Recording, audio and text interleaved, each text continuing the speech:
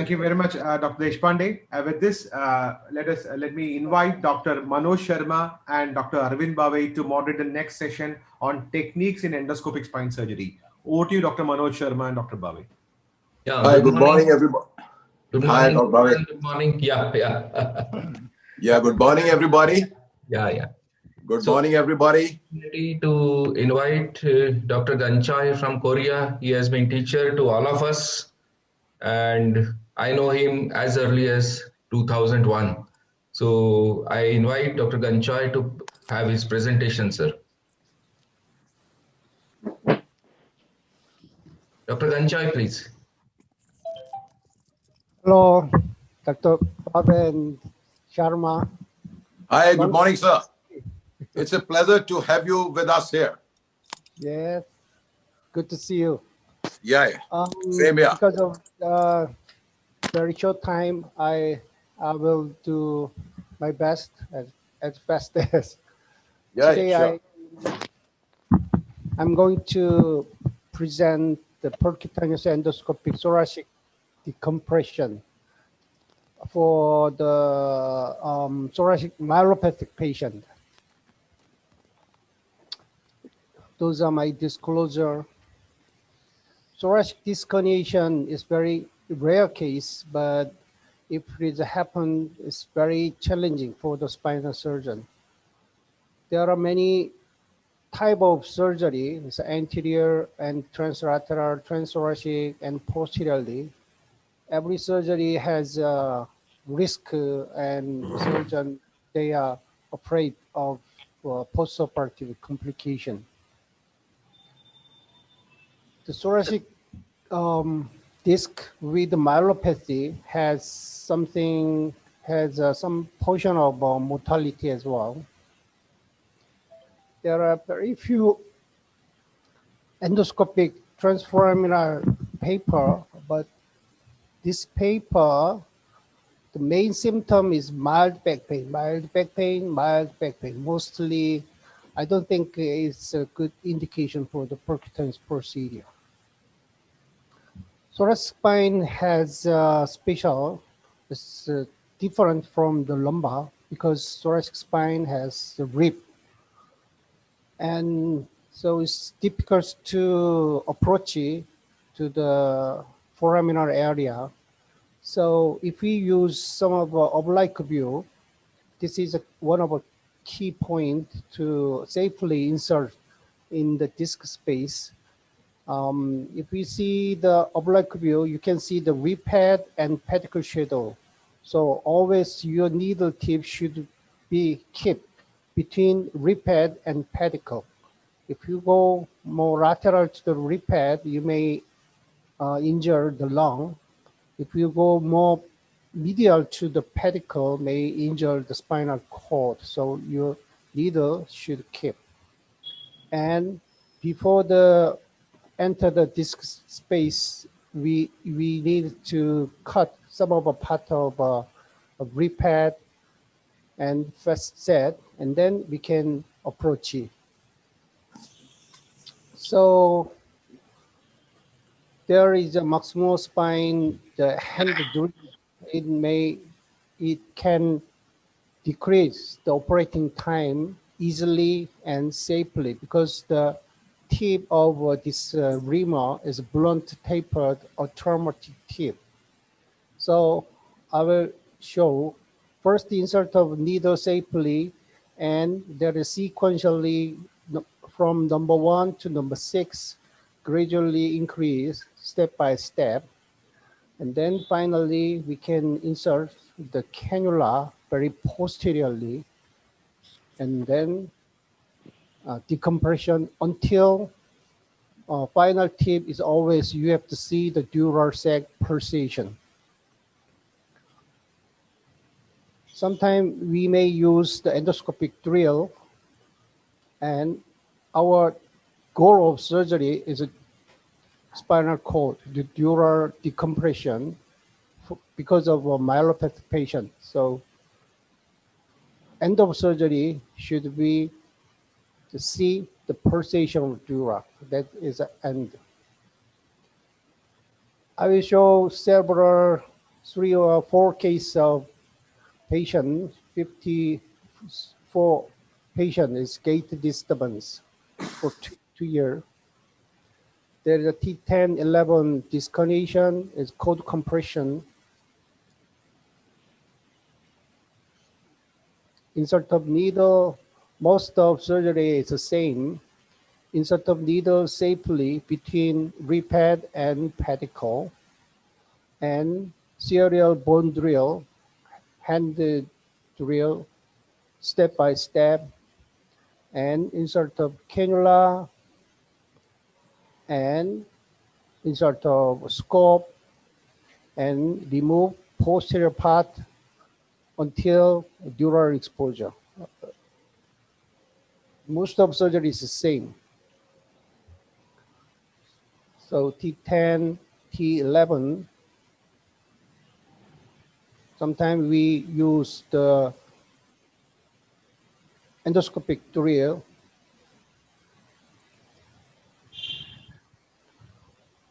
Thoracic dyskinesia, especially myelopathic patients, we are afraid because of there is a dural pulsation. This is a post-operative MR. Next case, 59 male, gait disturbance,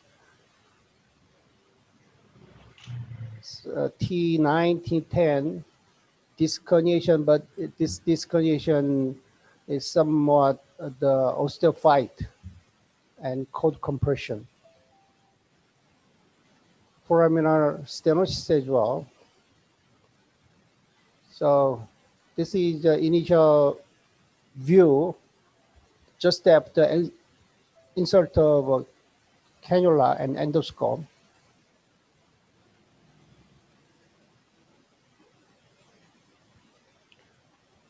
If you have a laser, sometimes it's useful, but it's not mandatory.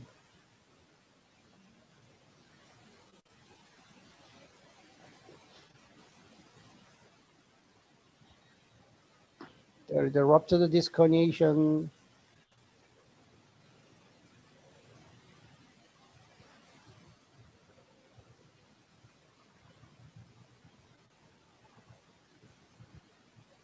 And then finally, we can see the dural pulsation. And because of the patient has the bony stenosis as well, so I remove some of the bone. This is the post-operative MRI. Third case, 59, left flank pain and left leg weakness. T9 and 10, especially left side, with the calcified osteophyte.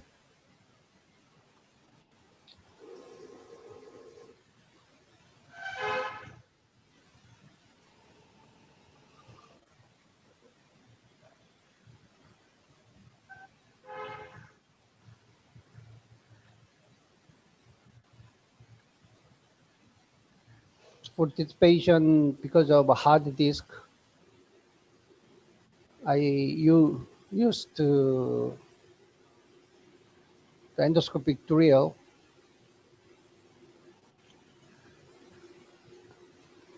And finally, I remove the bone fragment. And now we can see the dural sac exactly. This is the post-operative MRI. This is the post-operative CT scan as well. The foramen is widened. This is the conclusion. This thoracic myelopathic patient is not always the good indication for the percutaneous endoscope surgery, but if it is a very one level and very focal herniation, even that is a calcified stenosis, we can do very safely by using real minimally invasive endoscopic surgery. Thank you for your attention. Thank you, Dr. Ganchwai. Yeah. Hi, Dr. Ganchwai. We know that you are a maverick and a pioneer. Thank And you. I mean, it is a privilege to have you with us, and it's a Yeah. pleasure for us. Now, you know, there is a question: if there is a central and calcified disc, is it possible to do it with endoscope? Yes, central calcified we can do, but if the central is too much focal central, it may not approach because of the endoscopic view. It's a lateral part of dura can cover the central calcified one. So even calcified, the one side is Okay. better than the real, very focal central. All right. So, which cases have you found to be more challenging, and you would not like to do this technique? I mean, which cases are more difficult to tackle with endoscope? It's if it is a broad base, it's broad means sagittally broad. Sometimes it's difficult. We have to remove some of our body area as well. So it's difficult. If only the disc space area, focal, one side is the good. But just before the Dr. Sharma mentioned, if it is a centrally very focal one, may dura is a cover, dura Okay. is the surrounding. That is the most challenging case, I think. All right. So would you like to do all your cases with this technique, or you use some other techniques as well, sir? For thoracic? For Yes. the thoracic discs or myelopathy? Yeah, if it is a ventrally compressed, if focal case, I do the endoscope surgery. But if the compressed by ligament flavum calcification, I do posteriorly endoscope or posteriorly microscope case. Okay. And the endoscope you use is the same one? I mean, what is the size of this? It's the same as the lumbar case, Okay. lumbar transformer. Any other question, Dr. Bhave, or No. from the audience? Sir, as you said, the laser is not essential because laser is an expensive thing and not everyone can afford it. So you have said it that it's not essential. So how would you, I mean, then the burr is enough, you think? What? Excuse me. I said, if, as you rightly said, that I mean, that's a good news that laser is not essential since it is Okay. an expensive thing. So how do you, what is the main workhorse? I mean, to cut the bone and all that, the burr you use? The laser can remove safely something is a hard one. It's more than disc, especially the ligament flavum or some of fascia. It's Okay. very easily cut by laser, but it's not a mandatory. Without the laser, you can do. Yes, But yes. I think everyone can doubt or worry about the how to avoid the spinal cord injury. Yes, yes. That might be good wondering. So I do always on the local anesthesia. That is Okay. very essential. The patient is the number one, the monitor. So every time if I do the touch the dural sac, I ask the patient is moved to their leg. So because of local anesthesia, I can be more brave. I can touch the dura. But if it Yeah. is general anesthesia, it's very scary. I cannot Yes. touch even the dura. So local anesthesia is good for this kind of patient. Yeah, that's right. Because and the canal is very, very tight. Yes. The spinal cord doesn't give you much space to move around, and The second thing is that the shape of the disc is also pear shaped. So the Yeah. cord is embedded into the disc. So, I mean, a very challenging part of spine. And thank you very much. I think any other Okay, question thank for Dr. you. Ganchwai? Yeah. Thank you, Ganchai. Dr. Ganchwai, you Yeah, have thank you very spoken much. about a very Yeah, challenging Okay. topic. Thank you very much for Yeah, this, thank sir. you. thank you for And attention, thanks for everyone. sparing time for us. Hope to see you soon. Yeah. Thank you very much, sir. You're welcome. Thank you. Arvind Bhavi, would you like to announce the next speaker? Yeah.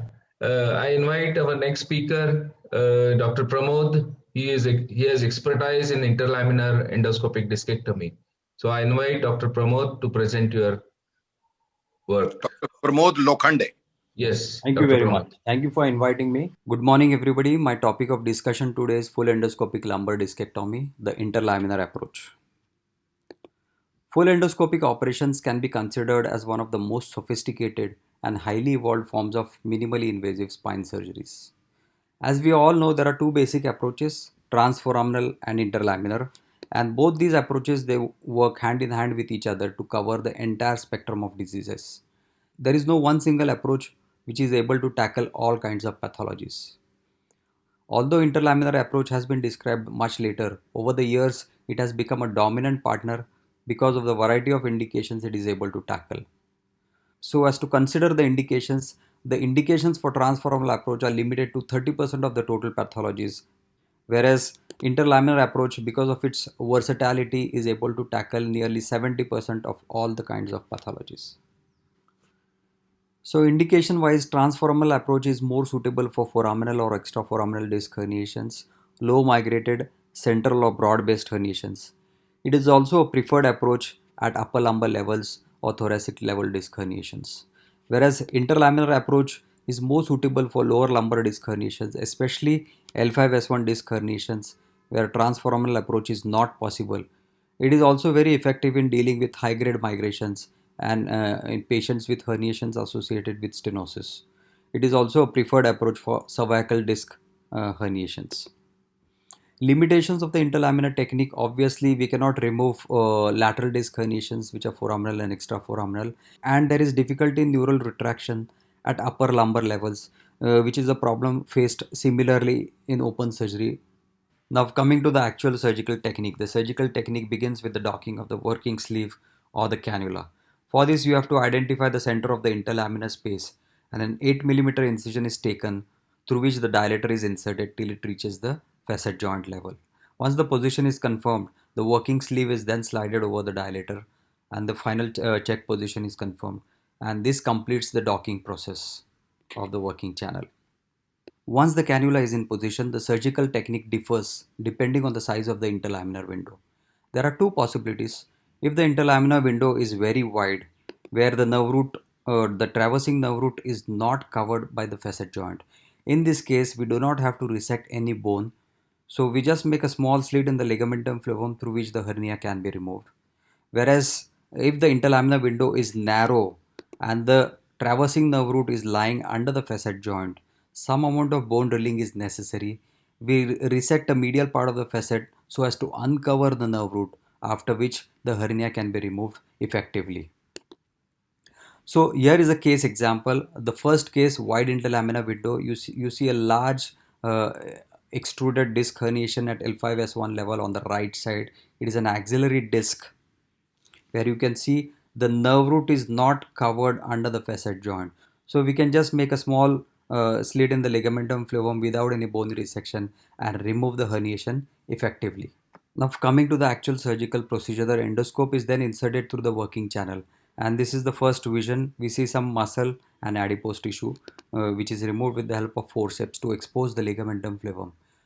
We start cutting the flavum near the midline layer by layer till the epidural space is opened, and the tip of the cannula is used to stretch the ligamentum flavum so that it becomes taut and the cutting becomes easier. And once the space is opened, we start cutting the flavum laterally till we reach the facet joint.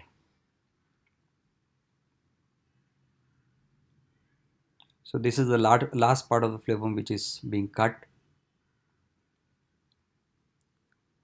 Once the flavum is cut, then the next and the most important step is to identify the lateral border of the nerve root.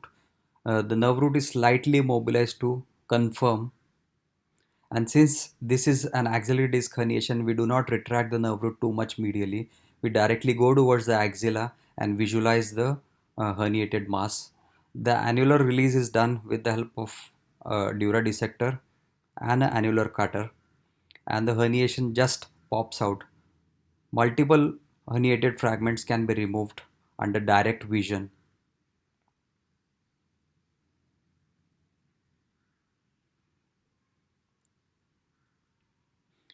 And this is the final complete removal of the hernia mass.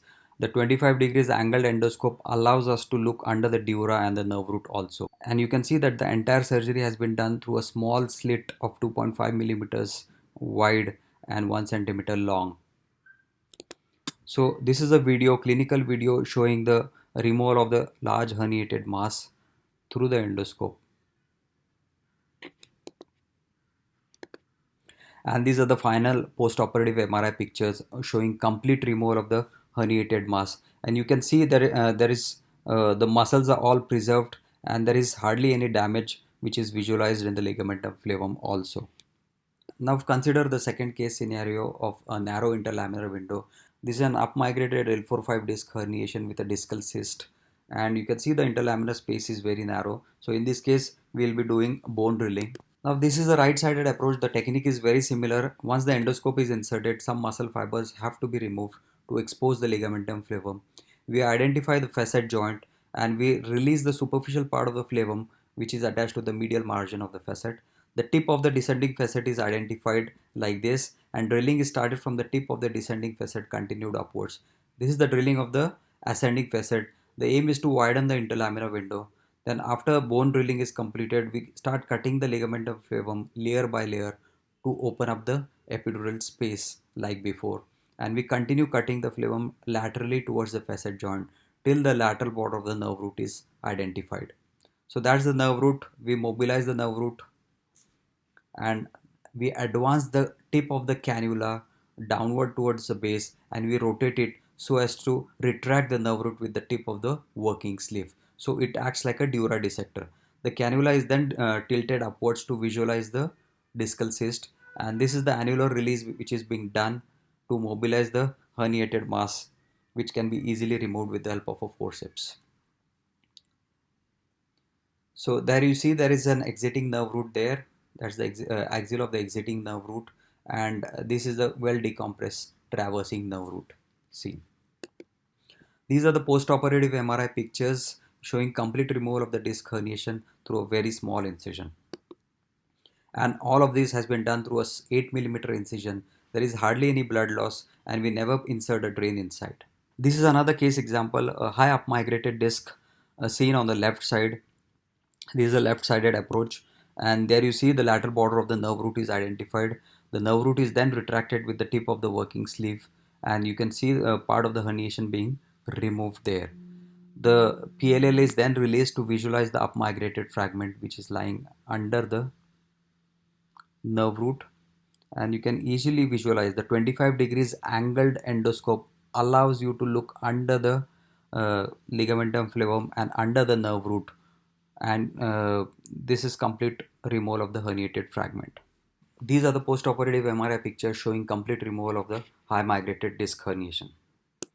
Now sometimes we use special approaches. For example, this is a case of a right-sided foraminal disc at L5S1 level causing severe pain and weakness in the dorsiflexion of the great toe.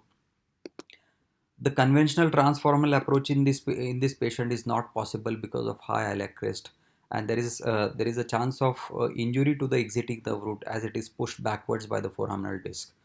Interlaminar approach obviously cannot reach the foramen of the ipsilateral side. So what are the other options? We have transiliac approach, which is too much invasive. So we contemplated for a contralateral interlaminar approach in this case. So we approach from the left-sided interlaminar space. We drill the base of the spinous process and the superior lamina in the midline to access the contralateral ligamentum flavum. The contralateral ligamentum flavum is completely removed. That's the lower opposite pedicle, S1 pedicle, and that's the opposite sided traversing nerve root. This is the facet joint, L5S1 facet joint. We start drilling the non-articular part of the facet joint. That's the exiting nerve root or the L5 nerve root of the opposite side. And this is the foramen there. We cut the annulus to release the disc herniation. And that's the disc herniation which is being removed. Further probing is done to identify any remnant fragments. This is drilling of the osteophyte there, and there you can see the exiting nerve root has been completely immobilized. That's the exiting nerve root, the traversing nerve root. This is the dura, and this is the intact ipsilateral ligamentum flavum. So you can see the post-operatively there is complete removal of the foraminal disc herniation and well decompressed nerve root. And if you look at this CT scan, you can see a small hole in the opposite interlaminar space at the base of the spinous process and just at the superior lamina. Very minimal invasion of the spine. So to summarize, there are numerous advantages of endoscope over the microscope, and one of the biggest advantage is the presence of irrigation fluid channel. The irrigation fluid, it washes out all the debris and the blood clots to maintain a clear field of vision. Another advantage of endoscope is endoscopy allows the possibilities to choose a need-based approach. There are multiple approaches described in endoscopy depending on the location of the target and the pathology. And the purpose of all this is to minimize the access-related injury, both bony and soft tissue, and ultimately to avoid fusion. So this is the last slide. There are the advantages of interlaminar technique over transforaminal technique are interlaminar technique is a very versatile technique. It is able to treat a variety of disc herniations. It is a familiar approach to almost all spine surgeons. It does not need a lot of planning, and the use of fluoroscopy is minimal with interlaminar endoscopy as compared to transforaminal technique. Thank you. Thank you, Pramod, for nice presentation of a very big topic in a very brief period. And we had excellent videos to convince that everything can be tackled either through transforaminal or interlaminar approaches. Thank you very much. Dr. Sharma, please. Hi, Dr. Lokande. Hello. Excellent videos. I just love them, and especially the second and third case. Thank you very much. So I'm extremely happy that you are doing a great job. Thank you. And I mean, the clarity and everything was absolutely amazing. I would like to, I mean, do you ever use the micro, work now at all, or you always do the endoscopy? For disc and stenosis, I've completely shifted to endoscope. I don't use a microscope at all. But for fusions, I still use a microscope. There are many actually surgeons who say that for L5S1 also, they don't feel the need of interlaminar approach. They say that transforaminal is okay. So what's your take on that? I think it is possible to do the surgery with both the techniques. I mean, some people are more trained in transforaminal, some people are more trained in interlaminar approach. So it's the surgeon's preference. But personally, since I have experience of both the technique, my way of looking at it is you should choose a technique which is more simple, more predictable, easy to execute, and with minimal efforts. So in my hands, I think interlaminar technique, or rather any person who is equally conversant with transforaminal and interlaminar technique, you will always feel that interlaminar technique at L5S1 is much more easier than transforaminal technique. Okay. So given a choice, and if both are allowed, I mean, if you have got a case where both can be done, yes. So which technique will you prefer? Interlaminar is always the best. Okay. And the last thing, have you ever found this technique to be a little challenging, and have you ever desired that if you would have had some more better instruments to give a better job? I mean, have you ever found yourself deficient in some instrumentation, or would you like to innovate some more equipments for this? Yeah, these are the problems, especially which are seen in the very severe degree of stenosis, especially multi-level, because, you know, with an endoscope, you can do 1 or 2 levels comfortably. But if you have a 3-level stenosis, it becomes very, very tiring and very, very, difficult for the surgeon to execute. So that is one thing. And secondly, in fusions, especially now we are doing fusions for infections where we don't need to put a cage. I just put in bone grafts in the intervertebral space and go ahead with it. But when we are doing fusions for listhesis, degenerative or lytic, then in that case, I think complete preparation of the end plate is slightly more difficult because we don't have proper instruments for that. And secondly, inserting the cage through the working channel, again, that is very difficult. So people have different ways of it. Either they pass it blindly over the guide wire, but it always has a chance of injuring the nerve roots. So I still don't recommend doing fusions like that. Yeah. Are you basking in sun on a beach or what? Yes. How Okay. great. It's a pleasure to have you. Thank You're you. just having fun with nature. Yeah. Yeah, thank So thank you you. very much. It Yeah. was a nice talk.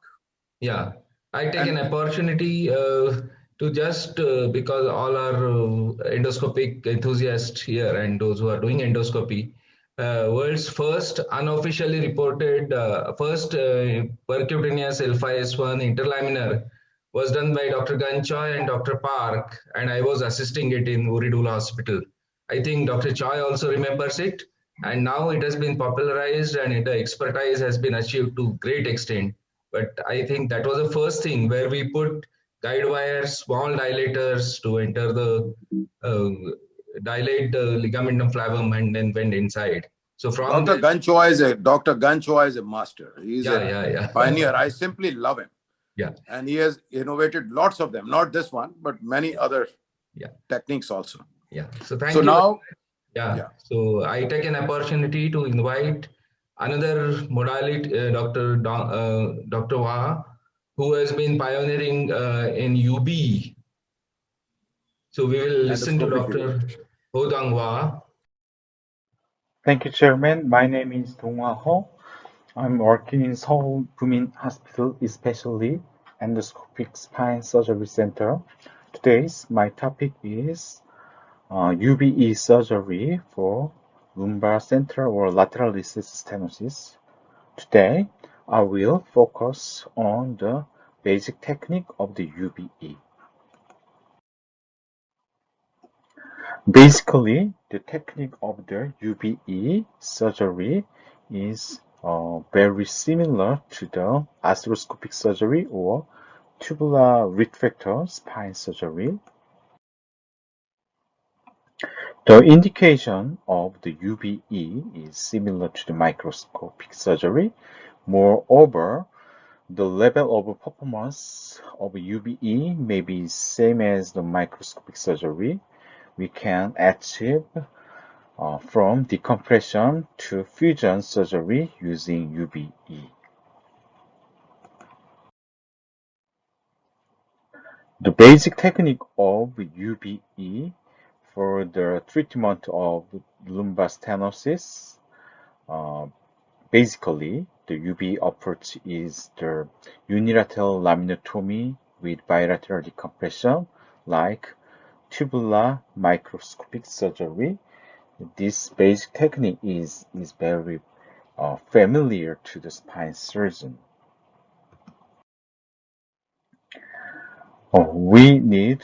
We have to make two skin incisions. UV surgery needs two channel skin incision point. First is the endoscopic portal. Endoscopic portal is used for the only endoscopy, and working portal is only used for the spinal operation instruments. Based on the disc space, the endoscopy portal was made over the 1 cm upper level, and the working portal is made below the 1 cm based on the disc space.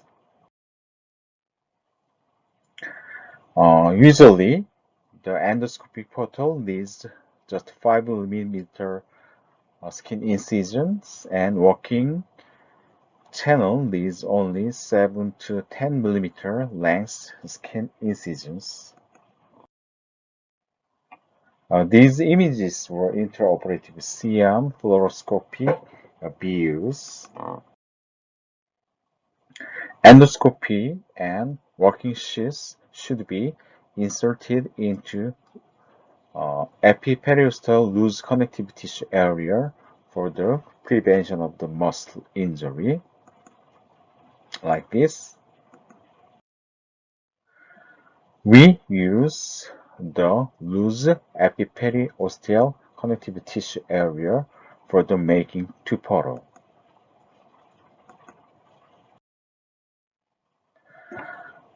The irrigation fluid was passed from the endoscopic portal to the working portal. Irrigation fluid is important for the maintenance of the clear surgical view and the prevention of the bleeding during surgery. I usually use the working sheath like this. Working sheath is very used for the smooth insertion of the instruments and well drainage of the irrigation saline fluid.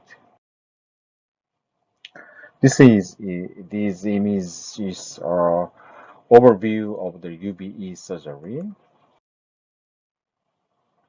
When the ligament flavum, firstly we have the exposure of the proximal end of the superficial layer. And firstly, I remove the superficial layer of the ligament flavum. Firstly, superficial layer and deep layer.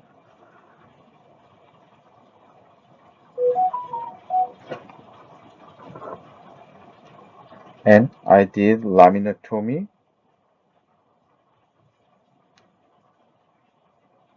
upper portion of the lower lamina, and I fully exposed the proximal end to the distal end of the deep layer of the ligament flavum, and then I remove deep layer of the ligament flavum like this. This is the very important point of the ligament flavum remover. The ligament flavum consists of the two layers. The first is superficial layer, the other is the deep layer. So we usually remove of the ligament flavum the layer by a layer pattern.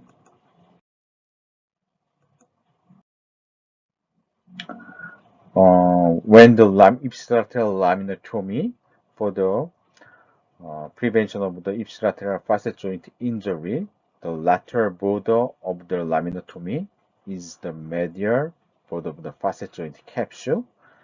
If we did the laminectomy just before the medial border of the facet joint, we can preserve the ipsilateral facet joint during this UBE surgery. Now I will show full video operations of UBE. The female patient presented with this neurological intermittent claudication with bilateral leg pain. The MRI show severe canal stenosis with lateral recess stenosis of alpha 5 area. Therefore, I did the UBE decompressive surgery, left side approach. Firstly, I did the ipsilateral left side laminectomy using the drill and Harrison punch. I will expose the proximal end of the ligament flavum firstly, and then I remove lateral recess area, medial facetectomy, and now I remove the superficial layer of the ligament flavum, and then I did the small laminectomy upper portion of the lower lamina of L5, and I exposed full proximal end of the distal end of the ligament flavum of deep layers. Now I did ipsilateral decompression. I did full decompression ipsilateral traversing lobe of L5. After adhesiolysis, you can see the clear exposure of the L5 lobe left side.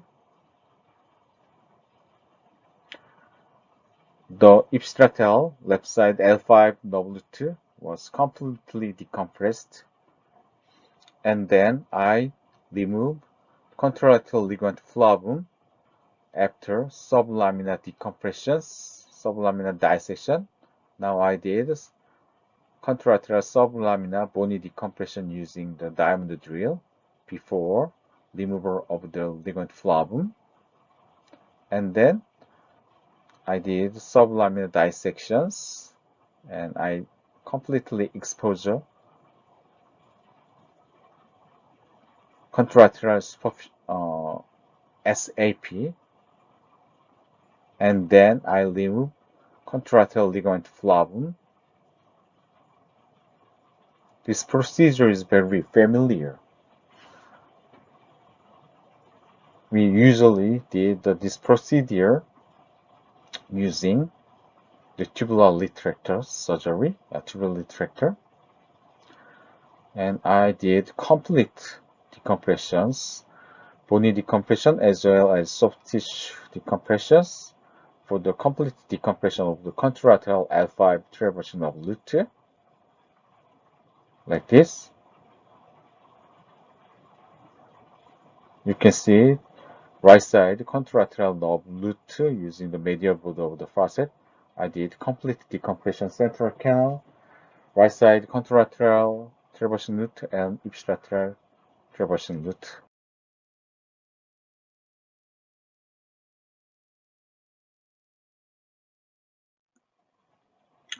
Comparing to the preoperative MRI, post-operative MRI images reveal the complete decompression of the central canal and bilateral L5 lobe root, and also I can preserve the facet joint.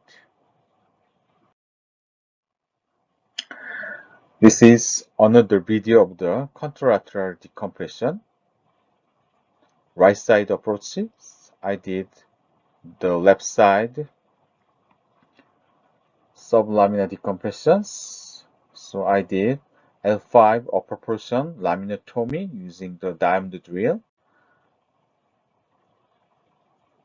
I detach the ligament flavum of deep layer from the L5 upper portion lamina.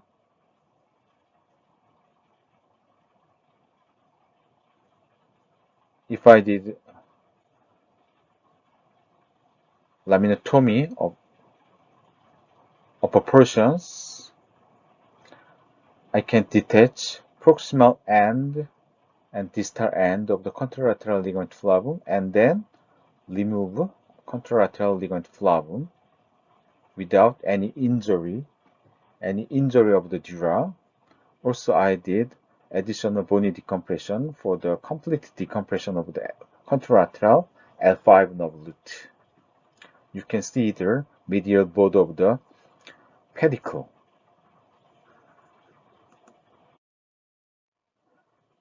I published 2 papers of the UBE decompression.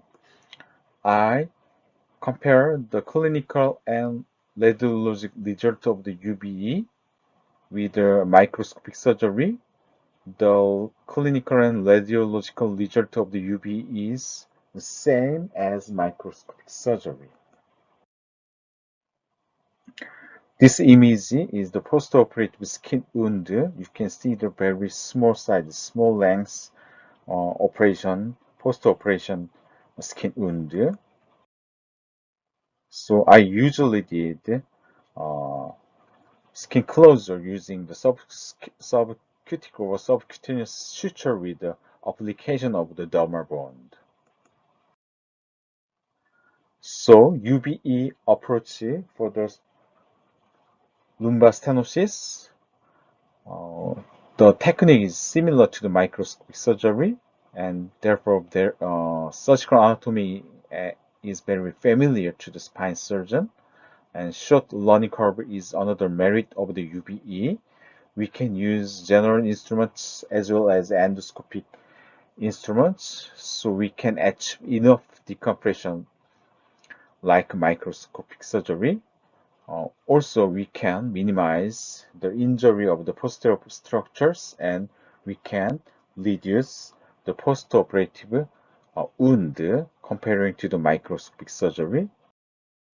So UBE can do from decompression to the interbody fusion. Also, we can do the from surgical to the lumbar surgical area. Therefore, I strongly recommend to learn this technique. Thank you so much. Thank you, Chairman, and thank you for the invitation. Thank you very much. Yeah. Thank you, Dr. Donghua, Yo Donghua. We had very nice presentation and it was quite convincing that we can do all the pathologies and tackle from cervical to lumbar, everything in spine through one single procedure, and that too with our routine instruments. I thank you for excellent presentations so that we are all convinced that UB is also a very good procedure to do. And here in India also we are doing both procedures, UB as well as percutaneous endoscopic discectomies. So thank you very much. Yeah. So, Dr. Dong, I've got a couple of questions to you. Number one, what is this instrument which you use? Endoscope size and the working channel size. Yes, working channel size, endoscope size is the 4 millimeter diameter, is the same as the astroscope, and the working sheath diameter 5.5 millimeter. So for the endoscopic channel, we just make the 5 millimeter length the step wound. 0 degree astroscope, same as. Okay. So for all spinal stenosis, you use this. I mean, have you ever felt any need of doing TLIF for procedures like that? Sometimes I just TLIF. I did bipolar assistant to TLIF. So sometimes I did a discectomy, and also we can achieve subcorpuscular decompression and subcorpuscular foraminotomy using UVB. No, I'm saying that for the spinal stenosis, the most popular otherwise technique is the TLIF. Transforaminal lumbar interbody fusion. So, I mean, do you ever do the TLIF or MIS TLIF, I mean? Yes, so in past I did usually prefer the MIS TLIF using microscope with the tubular restrictor. However, recently I prefer the bipolar endoscopic TLIF, yes, over the 90% patient. Okay. So you can tackle all type of stenosis with this procedure of yours. Yes, however, sometimes very severe narrow of the disc space. Sometimes we have to do bilateral facetectomy and central decompression for the distraction of the disc space. Sometimes I did the microscopy. Yes. However, usually I prefer the bipolar endoscopic TLIF. Yes. And what are the main complications you have encountered, if any? Complication in beginner's period. Sometimes scope was broken by the drill.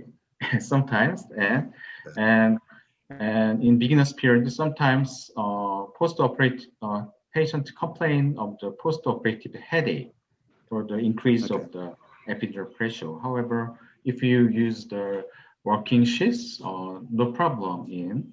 And sometimes the dural tear is the most problem in beginner. However, the dural tear is most important complication. However, we can repair the clips or direct sutures or sealant materials. All right.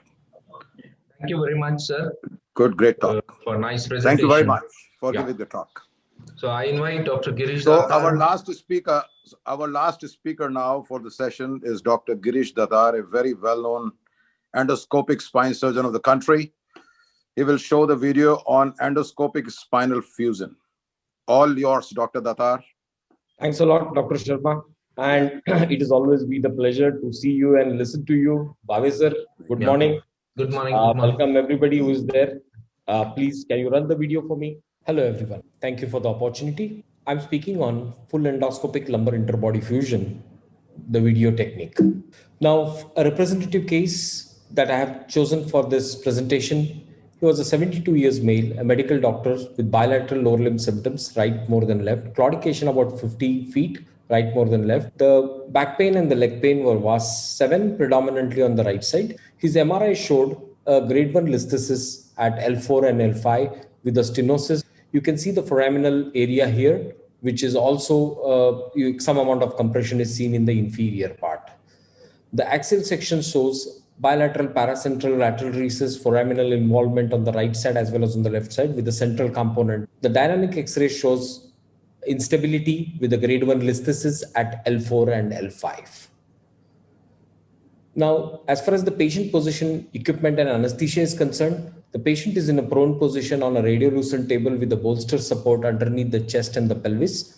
As far as the anesthesia is concerned, a combination of spinal anesthesia and epidural anesthesia is the one that we use. Important, and the first thing that we need to understand here is the access and the targeting. So if the patient in the prone position on the right side, you have marked the interbody space here, which is midway between the spinous process and the medial border of the pedicle. This is the normal entry point, but we need to check in lateral to see how is the position placed as far as the interbody space is concerned. And we here see that we are a little more cranial. We can manipulate the endoscope to reach the interbody space, but if we are parallel, then it becomes easy so that we can prepare the end plates well, and it will also easy to put in the interbody cage. So the change in the position has to be done depending on how the needle position is on the lateral projection of the image intensifier. So after the needle position is changed and corrected, we are more parallel to the disc space. So skin marking is done with a radiolucent marker. Once we mark with a marker pen, we can use a needle with local anesthetic and with adrenaline so as to ensure some amount of to control bleeding. A small incision of about 8 millimeters is sufficient enough to start off. A dilator is introduced till you reach the lateral border. That is, you encounter the facet, and a sleeve is put. You may choose to use a smaller system to start off, clear off the extra spinal tissue, and then use a larger system, or you can directly start off with the larger system. Now, the first important thing that you need to identify here is the tip of the inferior articular process. So the identification of the tip of the inferior articular process is an important step in the entire decompression. The tip of the inferior articular process is identified primarily on the image intensifier and on the manual feel using your instruments. So you can take off all the tissue that is overlying it. So once you have removed the tissue with the help of a punch and then the ronger, you can use the radio frequencies to remove and shrink tissue so as to identify the joint space. So once you have encountered the joint space, you can use an annular cutter to remove or take off part of the capsule so that you can gain access intraarticularly. So here you see after coagulation that I'm taking off part of the inferior part of the capsule here of the facet joint. And once you have cleared out soft tissue, you can reorient your endoscope by turning it and gain access into the inferior aspect of the facet joint. So you can use a 4 millimeter Kerrison ronger to get an access inside, and you can confirm that that's a facet joint. Once you take off the facet joint, you see the lamina part of the superior articular process, that is at the base, and you can start your decompression from here gradually cranialwards. Now, trimming of the inferior articular process is done on the ipsilateral side is done with the help of a 5 millimeter burr, which is guarded on one side. So these are low RPM, high torque burrs.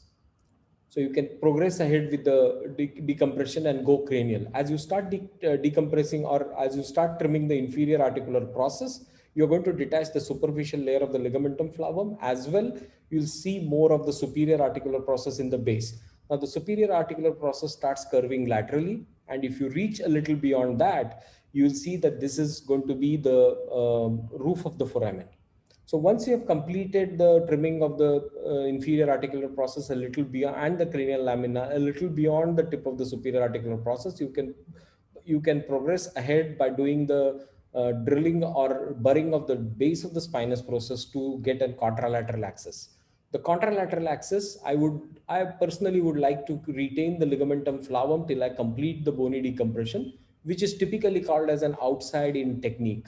So once I have completed the bony decompression ipsilateral, cranial, caudal, and contralaterally, and the ligamentum flavum is now loose, before you remove the ligamentum flavum, you would want to do an osteotomy of the inferior articular process to gain more room in the lateral aspect, that is lateral to the neurological structure. So you typically do an osteotomy at the level of the end plate, the inferior end plate of the superior vertebra.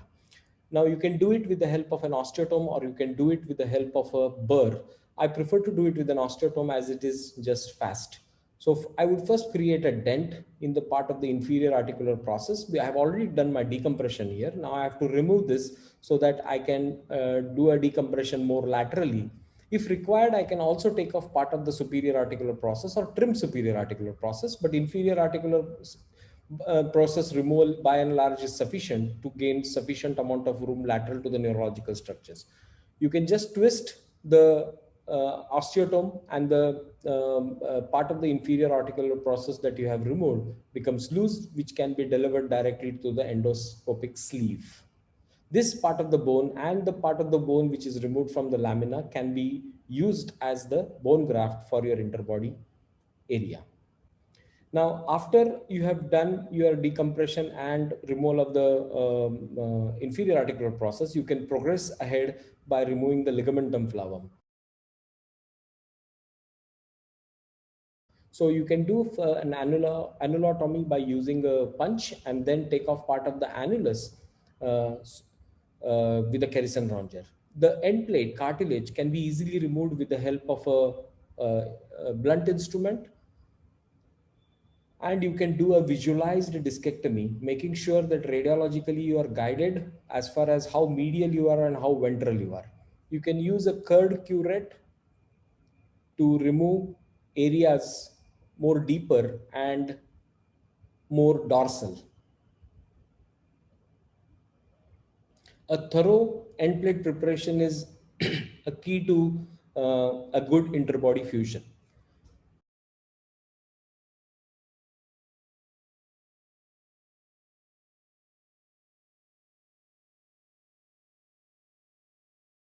So once an interbody area is prepared, then starts is the area where you want to put in a bone graft and cage. So before you would want to after you have put in a bone graft, you would want to retract the neurological structures more medially so that you can place a large size or a big cage with a good foot plate, that is a 10 mm foot plate. So the technique is just for a diagrammatic representation. I'm showing you the video on this. So you put in a dilator and a kind of a retractor, then turn the retractor 180 degrees to retract the neurological structures, and this can be hinged. Now, this is also useful for you to guide your cage more obliquely rather than straight like a cliff, but so you can direct it more oblique, and there is a good and safe placement of the cage is possible. With the retractor in situation in the place, after you have put in your dilator and sleeve, the retractor is out of the sleeve, which you can see at probably the 1 o'clock, 2 o'clock, and now at 12 o'clock position. So once you have retracted the neurological structures, the sleeve can be withdrawn to, you see that now you have a sufficient area or a safe corridor from where you can put in your interbody cage. So once you have put in your cage sufficient enough and tightly, snugly fit inside with the right position and in the safe corridor in the interbody area, you may expand it as comparable to the adjacent levels. So you can confirm it on PA and lateral that the placement of the cage is perfect. And once the placement of the cage is perfect, you may remove the introducer. This is the final cage, and this is after doing a percutaneous pedicle screw for augmentation of the posterior column. And this is the final picture that you see, the cage in situ with the pedicle screws in place. This is the video of the same patient with the cage in place. So you can see a decompression, lateral part of the neurological structures after the D retractor is removed. The cage is sitting inside. All the graft is going to be more medial and ventral to the cage.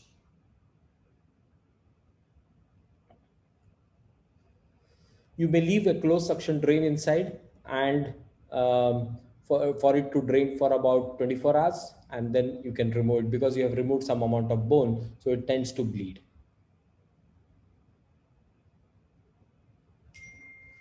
The same patient where we did the decompression, this was the pre-op picture, this was the axial view.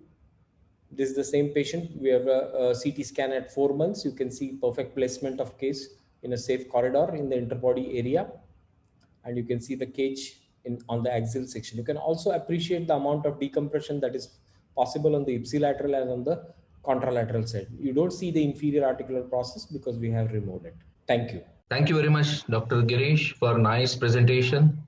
I think it was quite convincing that you can approach through the transforaminal approach to put the cage inside and supplement it with percutaneous pedicular screw to have similar results what we do in open TLIF or mini TLIF. Okay, I've got a question here. Do you have any further tricks for L5S1 level? Same, sir, because this is an interlaminar procedure, posterior procedure. So L5S1 is in fact some more easier. Because you have large space there. And it has horizontally placed facet joints. So it's with a larger interpedicular distance, it makes it a little more easier. No, because this is a transforaminal approach, and transforaminal approach is not feasible in L5S1 all the time. It's just about, I mean, if you're lucky, you can get through.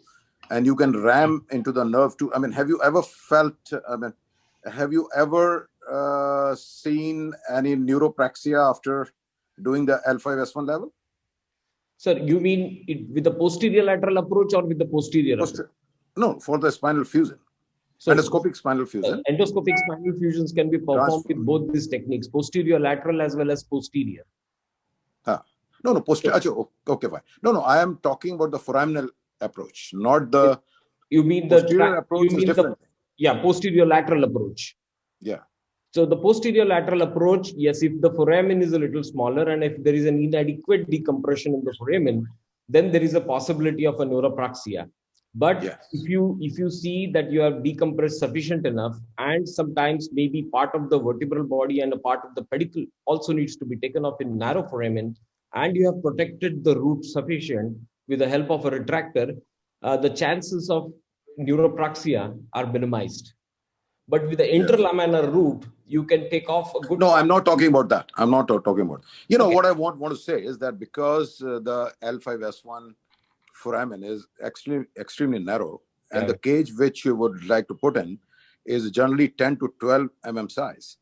And so that's a pretty big thing. So it is a very, very demanding and challenging thing. So, I mean, in that process, we can ram the nerve root. So for L5S1, it is a challenging option. That's what, that was a comment of mine, but I don't know what's your opinion about that. So if it is a narrow foramen, then we would choose a posterior fusion, then a posterior lateral fusion. Okay, fine. Yeah. So if the approach is not feasible, you are not going to do transforaminal. That is what Dr. Girish wants to say. Yes. Yeah. Okay, and any future projections in this technique? I mean, are you coming out with some new technique or new instrumentation for this? So the new thing that we are coming up with a smaller cage which can be put, so bone resection can be minimized. So we are coming out with something where the cage can expand in bidirection. So it can height as well as the width can increase. So that will make it a little more easier for us to deliver the cage into the safe corridor in the interbodies area. So the best thing is that we have got these expandable cages now available. So through the 9 mm working sleeve, we can expand this cage up to about 11 or 12 or 13 mm. So that's the feature of this. Thank you very much, Dr. Datta, for a very nice talk. Thanks a lot, sir. So endoscopic spine surgery is the burgeoning field of MIS. I mean, and one more reason is the increasing pressure of the new generation to the market their practice for the educated consumers and patients who know about all these things now. Yeah. And so, and especially it is very good for the patient who have got the comorbid conditions with them. And I feel that development of more efficient tool is essential to bring this endoscopic into the mainstream. Yeah. So many old timers are still sitting on the haunch of dilemma, but I think it is time that they should ride this rapidly advancing wagon of MIS and endoscopy. Dr. Thank you very much. For the wonderful session. Thank you all the panelists. Thank you very much. Yeah.